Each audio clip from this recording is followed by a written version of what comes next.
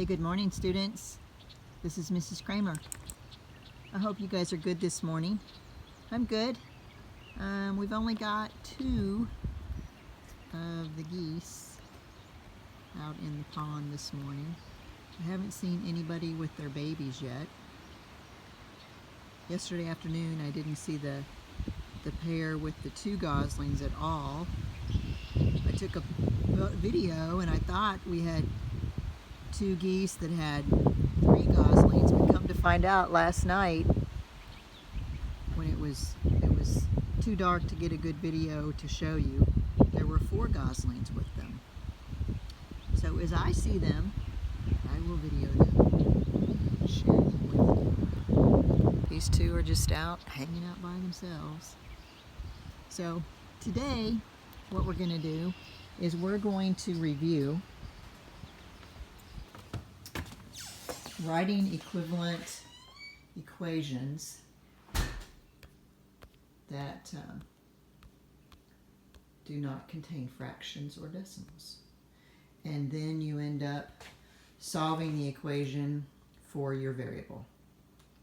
So this first example that I have is 2/3 x minus 9 equals 3/4. So in simplifying this to get rid of the fractions, so we're actually just dealing with whole numbers, I have to look at those 2 denominators, the 3 and the 4. The 3 and the 2/3 fraction and the 4 and the 3/4 fraction. And I've got to think in my mind, what's a number that 3 and 4 both go into, and what's the smallest number that they both go into? Well, the smallest number that they both go into is 12. So I need to multiply both sides of this equation by 12. So the first thing I'm going to do is I'm going to split my equation. And then I'm going to put parentheses here on both sides and show that I'm going to multiply both sides by 12. So I've got to distribute the 12 across to the 2/3 x. And so in my mind, I'm going to think, okay, how many times does 3 go into 12? It goes in there 4 times. So 3 goes into 12, 4. What's 4 times 2? 4 times 2 is 8. So that would become 8x. Then I've got to bring down my minus. And then I've got to think, what is 12 times 9? 12 times 9 is 108. Bring down my equals.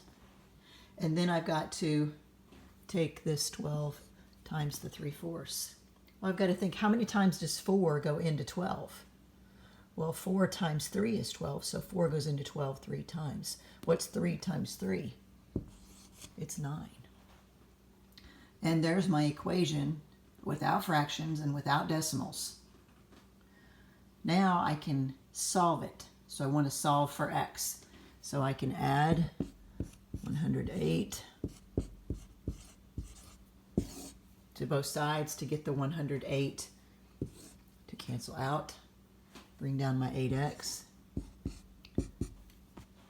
9 plus 108 would be 117. And then to solve for x, I've got to divide by 8. So I don't have a calculator here, so let's take my 117, divide it by 8. Well, 8 will go into 11 one time. 1 times 8 is 8. 11 minus 8 is 3. Bring down my 7. 8 goes into 37 4 times. 4 times 8 is 32. When I subtract that, I get 5. So I have 14 5/8 as my value of x. And there's 2 answers. One answer is my value of x, And my other answer is my equation where I don't have any fractions or decimals.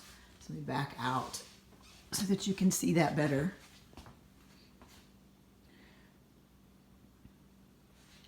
Step in where it's don't have the reflection. If you have questions over this, you can always email me and I will email you back. If it gets to where it's like too difficult, I'm also willing to make you a YouTube video and I will share it with your parent. And then you can watch it that way if you need individual help. I don't want anybody feeling left out. So there are 4 problems that I want you to do. And these are the 4. I will also put a picture of them out in the Google Classroom for you. I would like for you to write an equivalent equation for each one that does not have fractions or decimals, so you'll end up with all whole numbers. And then I want you to solve the equation for the variable x. I hope you guys are having a great day today. It's going to be beautiful for a while, and then it is going to be very stormy. So this afternoon, they're saying like after 3 o'clock, you're probably going to be inside because there's a possible storm coming in. Might be some hail along with it and high winds. It's a great day to be a Minuteman. I miss you guys so much. I hope you have a good day. Hashtag Minutemen all in. And if I see the goslings, I'll video them and share those with you.